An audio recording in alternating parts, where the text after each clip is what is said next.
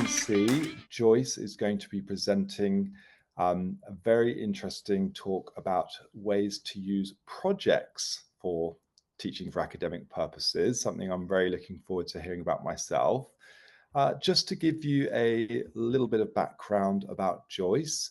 Joyce is based in Sao Paulo, Brazil, and she's been working in ELT since 2007, wearing lots of different hats: teacher, university professor, academic consultant, materials creator, course designer, and now these days she's working in a multilingual school and also working as an e-moderator and assessor, various projects with the British Council.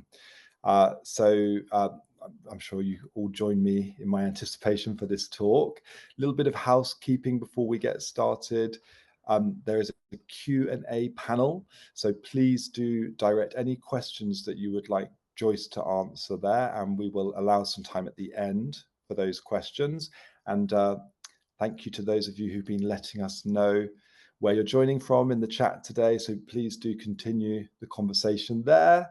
Joyce, teacher Bruno Gon is saying a big fan of you. So you've already got a fan in the audience already. That's what we love to see. So without any further ado, Joyce, I will hand over to you. Thank you very much. Thank you, Martin. So good to be here. Thank you, everyone, for coming to this session as well. I can see some friends from Brazil here. Bruno, Adriana, thank you for joining us. It's such a pleasure to see you here. So as Martin said, I'm going to talk about teaching English for academic purposes through projects, which is something that I particularly love to do. And I can say I'm still learning how to do it. So I decided to bring some ideas and some things that have worked in my own classes with students from the university. I hope you enjoy this session and you find the ideas here useful. Please ask everything you want in the chat. If you want to add some comment, please do feel free to do it. Martin's gonna help me handle the chat, okay? So before we actually go through the content of this session, some time ago, 2 weeks ago, actually, I was talking to Brazilian teachers about teaching EAP, and I asked them a question. What did you use to think about EAP teaching? So I gave them some time to reflect on this question and share some insights with me on Padlet. And I decided to bring to you some of their ideas here for us to discuss. And maybe you can share some of your ideas too in the chat. Okay, feel free to do so. So some of them said, I used to think it focused on tests and not much else. I used to think it was really boring. My perception is that it's related to teaching skills that are useful in academic settings like presentation skills, writing styles. Another teacher said, I used to think it was the same as general English, but with academic words, a common misconception. I used to think it wasn't useful for most students. And I used to think that EAP teaching was very formal. So as you can see, there are different conceptions, ideas related to what it is to teach EAP, okay? Here in Brazil, we might have two different academic settings. At the university, okay, so many students have to demonstrate that they have knowledge of the English language when they enter a university course, more specifically in graduate schools, okay? And when they don't have a high level of proficiency or some level that allows them to read and many times write in English. They need classes in English, and sometimes this happens at the university. So this is the context I come from when it comes to the ideas that I'm going to share here with you.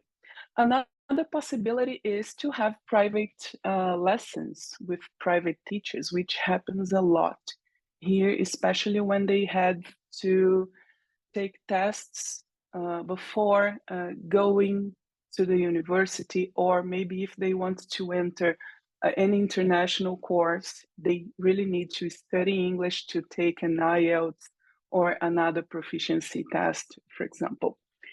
So these teachers, they came from different settings. Some of them were not EAP teachers, okay? So we can see the differences idea, where these differences ideas come from, okay? So why teaching EAP through projects? It was something that I came up with back then in 2021 when I was like a scholar at a university where the university where I graduated from. Okay, they needed EAP teachers, and I said, why not? I really like it. I like the academic context. I love teaching English, so I'm gonna try. And I got a scholarship to teach EAP for a whole year in the state of Rio de Janeiro. Then what I received at the time was a syllabus full of grammar points, maybe some vocabulary from a textbook that wasn't designed for academic students. So I said, this is not actually, it doesn't show what academic students who are taking graduate courses and undergraduate courses need. So how can I connect their needs to our classes? How can I make this more meaningful for them? So I decided to bring something that was at the same time connected to their realities at the university, and also harnessing some things that I had received in that syllabus. So I was really thinking about students' backgrounds because I had students from different multiple academic areas such as education, engineering, health, social science. So I had to connect all those things.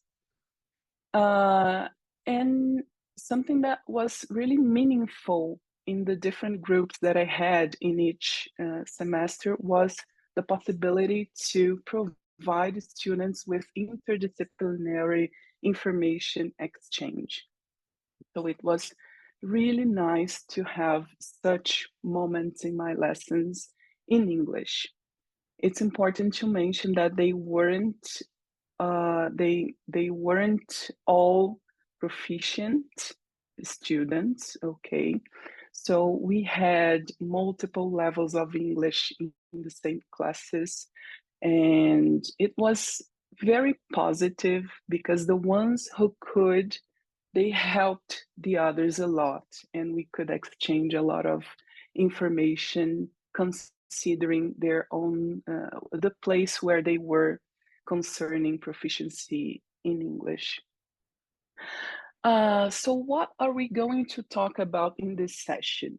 So we are going to go through a little bit about projects and PBL and consider the difference when working with both of them. Am I going to do some projects, or am I going to structure the classes in a way that students go through a whole process? Okay, and for that, we're going to talk a bit about tasks. Okay, so let's try to create this analogy. This image is from PBL Works. I don't know if you have seen this website before, but it's brilliant. It's amazing. They also have an Instagram account where they share a lot about projects and PBL. You should visit it. But the thing about desserts is that they can be very attractive. You know, they can be colorful, creative, fun. Okay. I mean, some of you, if you're like me, we really look forward to the dessert. Okay. Yeah, after a meal that you have. I love sweets. I love treats. So this is a part of the meal that I really appreciate. So I really look forward to it, but usually in my culture, it comes at the end. Okay. I don't know if somebody here has a different way of having it. And because we so look forward to it, it's very special, right? It's a special moment, a special treat. On the other hand, we have the main course, which is also something that we really look forward to, right? Especially if we are working for long hours and we got starving, really hungry, right? It's also something that we really look forward to. But here, the whole thing about the main course is that we don't need to wait so long to have it, okay? And there are many things involved. Okay? There's a whole process of waiting for it, receiving everything. If you're in a restaurant, for example, seeing the way it is served and everything. According to different cultures, you might have different ways of having this main course. Okay, and connecting it to projects or PBL, the structures are the instructions, okay, about language, about other types of content. They are incorporated into the project or in the process of having this main course. So we have two things here, two situations. The dessert, okay, which is compared to doing a project. If you teach at a school, for example, here in Brazil, many times we're going to see that there is a work being done, and at the end, like a special treat, we are going to have this project, like finishing the whole work that is being done, right? But we also have the main course, which is compared to project-based learning, which involves a lot of things. It's like the face of the project. It's like the whole process of having some food and alleviating your hunger, you know, is involved in this process. So what are some of the basic differences between a dessert and the main course, or doing a project and project-based learning? On the left side of the screen, we have the dessert, the project, as an add-on to the traditional instruction, sorry, at the end or alongside of the unit, okay? Whereas the PBL instruction, in PBL instruction is integrated into the project. The project is the unit. So we're going to learn how to write an abstract. So the idea is that we go through the whole process, learning how to write, the elements that it involves, so that the student gets able to write their own abstract, okay? The project follows direction of the teacher. So the teacher is, although sometimes in some activities, the teacher might be in a position in which they are not the center, they continue giving all the instructions, the direction of the activities. Whereas in PBL, it is driven by students' inquiry. Students are encouraged to research, to write ideas, to share what they think, to share their discoveries. Okay. When we do a project, we are more focused on a product. Okay. While in PBL, we are focused both on product and the process, knowing that the whole process that we go through will lead to the product at the end of the project. Projects often are often unrelated to standards and skills, okay? While PBL is aligned to academic standards and success skills. And everything can be integrated and connected. They don't need to be separated. Projects can be completed alone or at home. Once students have just to deliver something, there will be like the cherry of the cake, of the pie. While in PBL, it involves collaboration with students and in-class guidance from teachers. So they do most of the work together during the class. Projects remain within the school world. Okay, maybe they're going to present something that is in their world, which is not necessarily the truth when we talk about PBL, which has much more of a real world context and application involved. And the result of the project is displayed in the classroom. Okay, when we talk about K-12 classrooms, for example, we usually see a lot of posters on the wall. Maybe they can produce or create a blog or something. Okay, but something that don't have another end. While in PBL, the results of the project will be shared beyond the classroom with a public audience, which goes beyond. It's much more than just the academic setting there. All of this to say that what we did or we tried to achieve in those lessons with my students at the university was the main course. Before I move on, I should say that I'm not criticizing doing a project. Okay, the project works that we do with our students, they're also valid.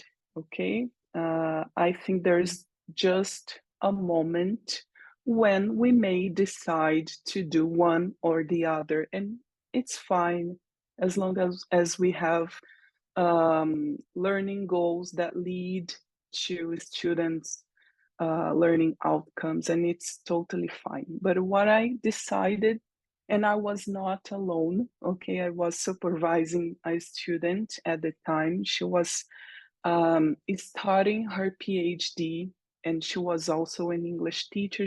So she was with me creating the whole thing.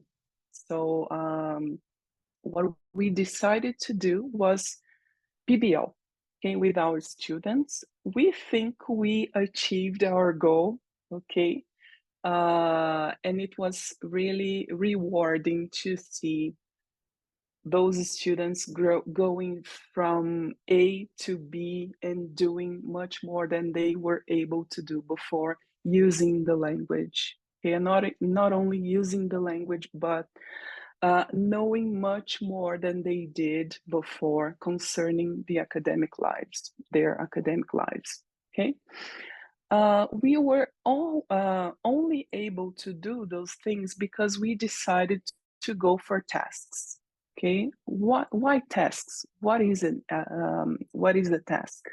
According to Dave and Jane Willis, who are very important references about tasks, about task-based teaching, a task is a goal-oriented communicative activity with a specific outcome where the emphasis is on exchanging meanings, not producing specific language forms.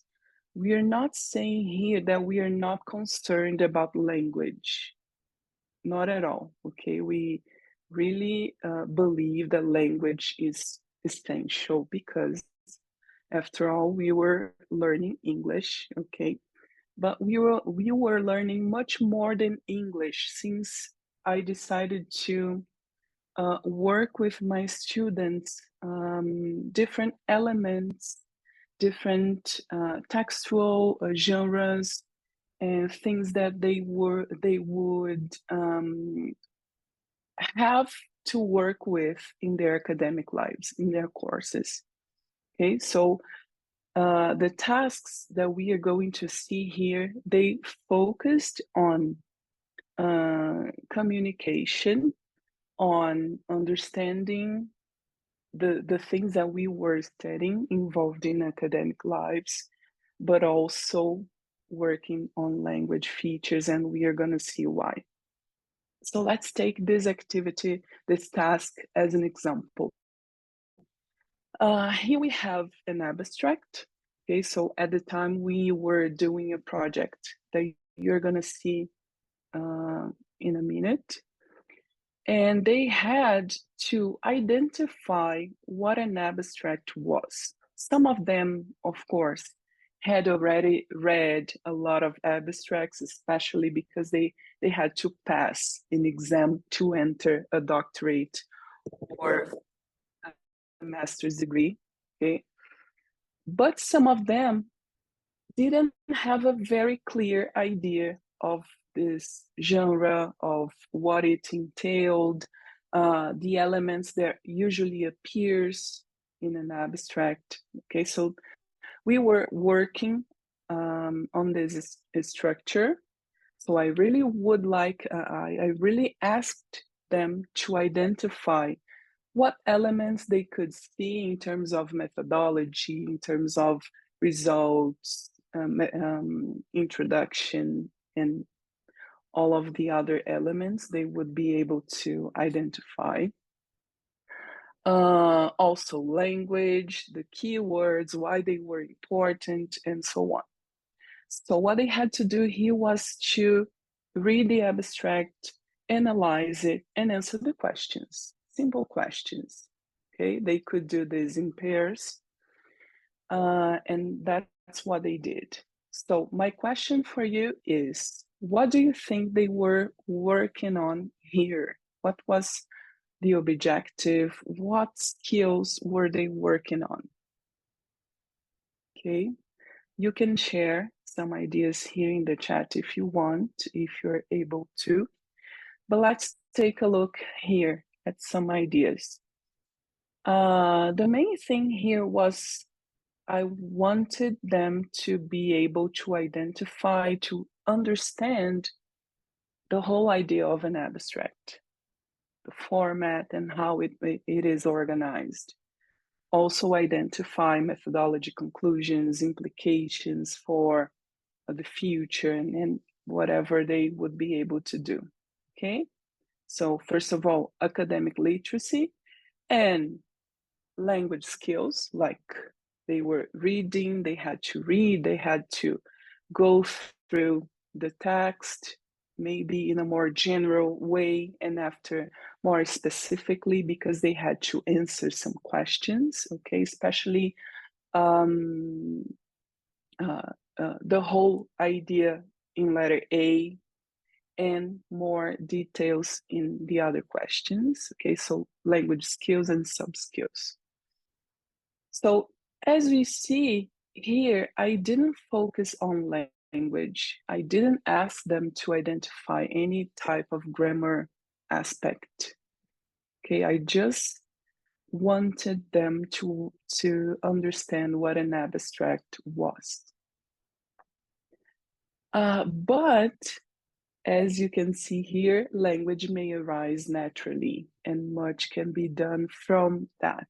And I think Danny and Richard will explore this much better than me in the plenary talk that they have. So this is a great opportunity for us to explore language in a way that is that makes them feel comfortable about it, in a way that it addresses their own questions, because many times we take students many things, we keep depositing information on them, which may be very hard. Okay, so this is the moment when we can explore language in a more pleasurable way and meaningful for them. Okay. So for example, let's take a look at this activity, this task 2. Here, what they had to do was to pretend, like in a role play, that their professor asked them, invited them to help some students with advice on how to write an abstract. So they should give practical ideas that they had thought of before as students who have already written their own abstracts, or maybe something that they had heard about before, something that they had read before. Okay, so the idea was to elicit what they already knew, their old knowledge about this, and then working on new things from their initial ideas. So they gathered in groups to try to give new students some practical ideas on that. So again, my question is, what skills do you think they were working on here in this task? Think about it. If you want to share in the chat, please do. And it's very interesting to see here that they practice a lot of things. And of course, they would need some language to express their ideas and the things that they know. Okay. And it was a very good moment to harness their questions, this task, to work on emergent language, because they usually asked, how can I write this? Which verbal tense can I use? So I give some suggestions. Is there any modal verb that I can use? Is there anything? How do I do that? How do I give suggestions? Okay, so then we could work on everything that emerged, that arose in that task. So if it is a one-on-one class, your student can share their ideas with you, of course. And it's also going to be a great moment for understanding their needs in terms of how they will give suggestions on that. I see there's some messages popping out here. Martin, would you like to share with me anything from the chat? Thank you so much, Joyce. Yeah, we're getting some really lovely messages. Lots of people are actually replying in the chat with sort of responses to when you were asking what they thought the purpose was, and some quite insightful guesses, quite accurate guesses, I would say. And rather than questions, so far we're just getting a lot of people saying, this is such a good presentation. Please tell me you're sharing the recording. Vieira says, this webinar is too precious. Thank you for that. Is it possible to have the Glad to recording? hear that. So yeah, so far we're really seeing very positive feedback and lots of interest. There are a Thank few you. questions that we could ask, but I don't know if you'd like to carry on at this point and we wait till the end. It's entirely up to you whether how you prefer to continue. Oh, okay, you can read them. Let's try. Fantastic. Okay, so we have had a couple of questions coming in asking, what do you prefer? So, what's your personal preference? Talking, I love this analogy of the dessert and the main course type of project. Do you have a preference yourself there? That's a good question. Uh, I'd say there is a moment for each one of them, right? As I said at the beginning, I'm not here to criticize the work that has been done by teachers on the way they work with projects. Okay, Yeah, so yeah, I'd say there are moments in which we prefer to work with projects like doing a project like the sure. dessert. Yeah, And there are also moments when we have the freedom, and this is so important, having the freedom to work with PBL, because not all institutions allow us to do that. yeah, In yeah. my case, the university really was really open to that idea. So I was glad to have the chance to work with that.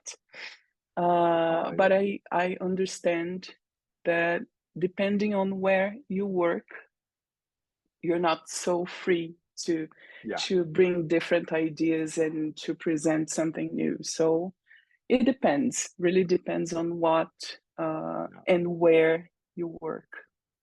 yeah.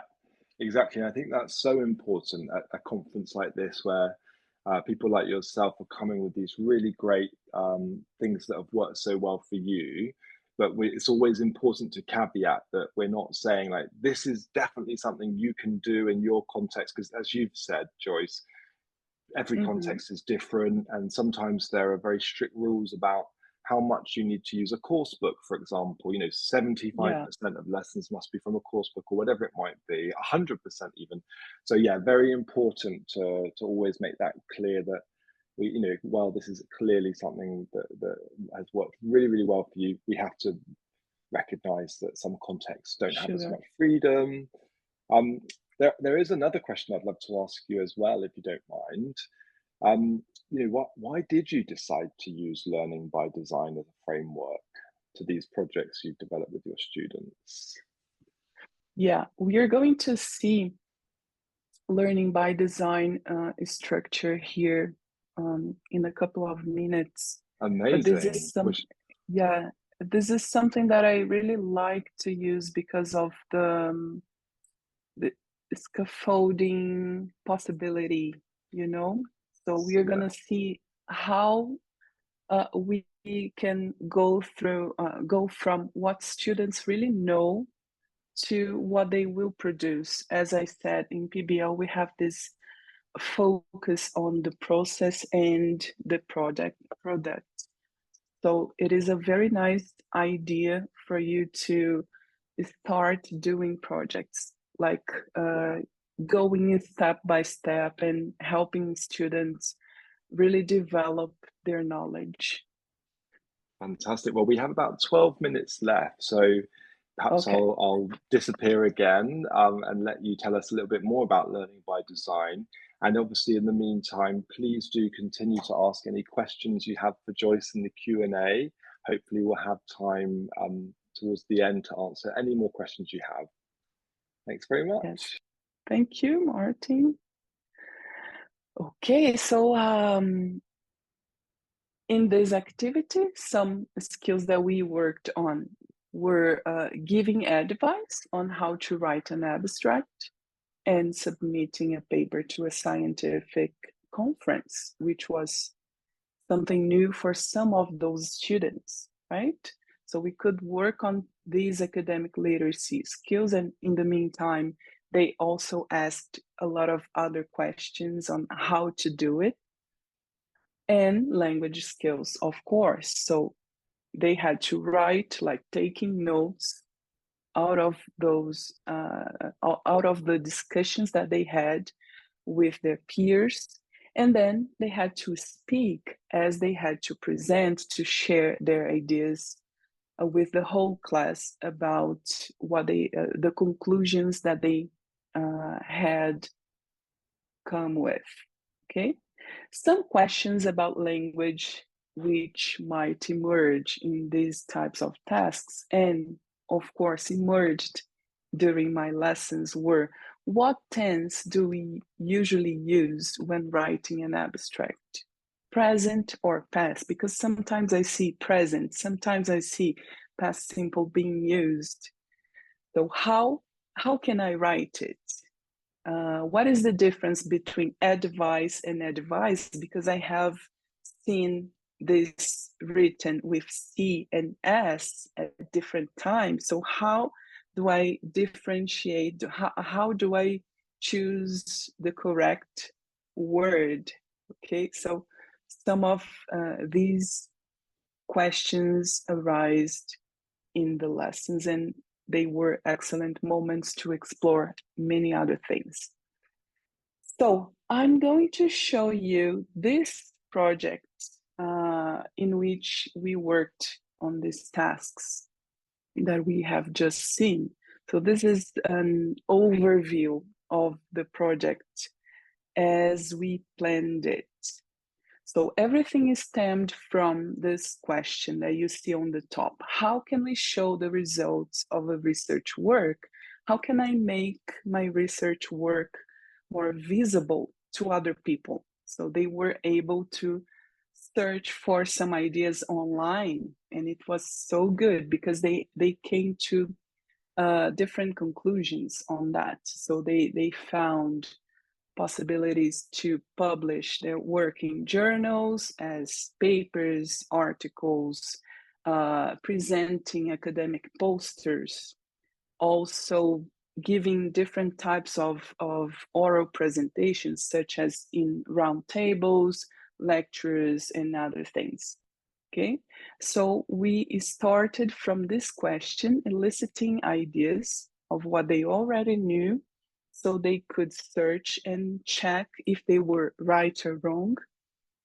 So here on the left side in pink, you can see the key competences that we aimed at working with our students. So they had to read academic paper,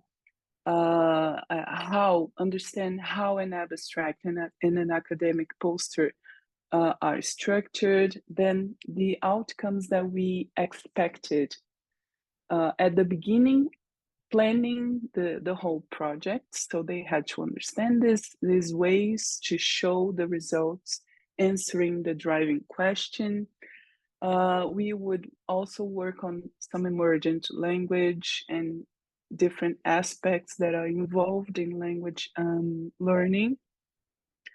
Which approaches could we use at the time? So we decided to use project-based learning and problem-based learning, as we intended to work on real situations with them. TBL, task-based learning, TBLT, communicative tasks, and a focus of the approach that we decided to use was assessment. Because usually what we see is that people assess students' learning, students' process at the end of their learning journey, okay? But for us, the most important thing was to help them achieve their learning goals by giving them constant feedback during the project. And this idea of redesign comes from my research, which was really focused on providing students feedback so that they would be able to redesign their productions and move on to the next step, okay? The final product, which we decided to allow them to choose, and it was very positive because they were very engaged once they were preparing themselves to write about their own research in English. And it was so nice at the end of the project, because they said, because it was the same period of an event that would happen at the university, so they would be able to submit their own abstracts to the event. So it was very, very positive. The way we would group students, which channels we would like to use. At the time we were working on Google Classroom a lot. We also had a WhatsApp group with all the students, so they would communicate with us more quickly. Resources. This was actually something that was fed constantly. Okay, this was not a finished material. Okay, we and my colleague had, because we all the time we would come here and continue adding things, maybe changing things as well. Okay, weeks and tasks. As we see at the bottom of the screen here on the left side, we have the whole process happening in 4 weeks. So we could focus on specific things each week and do different adaptations as we felt necessary. And the assessment criteria, which, as I said, was not supposed to happen only at the end of the project. It was an ongoing process, which allowed us to help our students in different ways. So, as Martin asked me before, because he was able to identify what I was doing, and it was great, we really focused this experience in learning by design concept, which is by Calentzes, Cope, and Pinheiro. Calentzes and Cope, they are like the people, two of the people from the creation, the manifest of multiliteracies. Okay, and I really like to research on multiliteracies. So they created this this framework, if I can say that, to help students in different projects, in different activities that they have to do. Okay, in a way that we really provide them with proper scaffolding. Okay, so we go from their own experience, maybe when we elicit their own experiences, their old knowledge about something, and then we go through the whole process, conceptualizing, providing them with the chance to theorize on something, to investigate how it works, and analyze different types of texts so they can really apply it in their own real world, which is what makes the project meaningful. Okay, so this is basically the framework I think of when I decide to create any type of project. I know there are many others, many different possibilities, but I really like this because they have worked with me. Okay, and the most important thing about this is that we don't have to follow all those steps. So we create a project. Many times, depending on the stage we are in a project, we can start by analyzing and then conceptualizing, then applying, or do it in a different order. Okay, I don't know how much time I still have. Can you help me, Martin? Absolutely. Just 2 minutes left, I'm afraid. So we're Okay. really getting to the end. I wish we had more. Okay, no problem. So I put here that I would like to show you the fake news project, another one, but I don't have time for that. But I can definitely do this in another opportunity.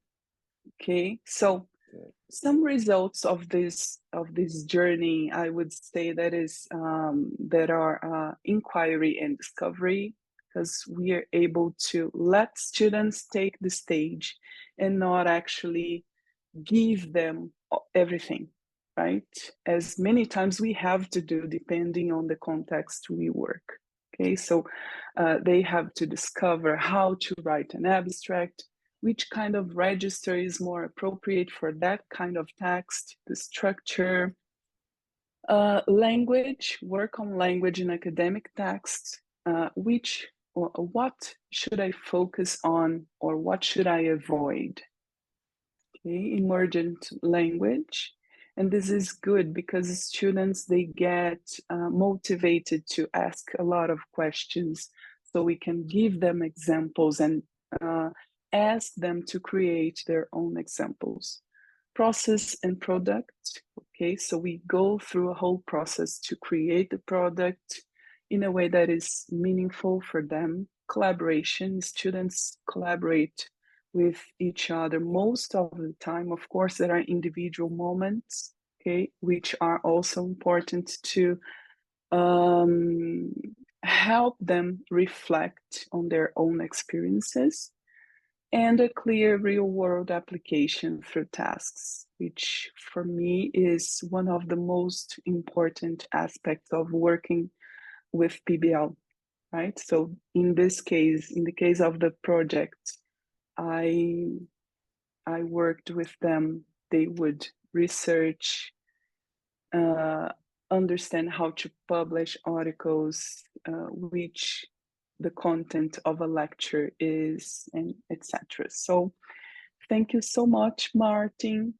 My pleasure. I'm so sorry to have to bring this to a close because I know that there are other talks that people want to be moving on to, and it's such a shame because we have two fantastic No questions in problem. that as well. I would like to just draw attention to them, but we will need to sort of come to a close. But perhaps, Joyce, just for you to know the questions that were asked, I think it's really good ones from Linda and an anonymous attendee. Linda asked, she's very interested because she works with STEM projects and robot encoding, and she wondered if project-based learning is the same as problem-based learning. So I just wanted to share that question with you, just maybe to ponder in future for a further talk. And an anonymous attendee asked, what we can do with students who fall behind because of their level of English and can't progress. So it would have been lovely to answer your questions. Thanks for asking them, but I'm afraid we do need to close up the room. Joyce, thank you so much. As you can see, that was an very well received presentation. I hope you get a chance to look at the chat quickly now to see all the thanks coming through and all the engagement that you've had there.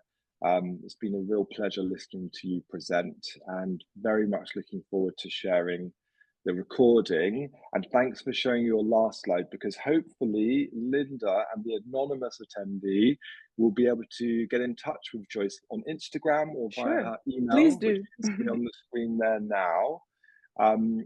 And please do, I'm sure that Joyce would be happy to answer your question there. So thanks again, everybody, for attending. A short break now. If you have a chance, go along to the Regent University pop-up, which is taking place while you have your cup of tea. Have a see what Monica's got to say there. And then please do join us again in around about 13 minutes time here in the ESP part of the conference. And we've got a really interesting talk coming up with Anila Scott Monkhouse, debating gender gap issues in the STEM EAP class. So thanks a lot, everybody. Thanks, Joyce, and enjoy the rest of the conference. Bye-bye. Thank you. Bye-bye.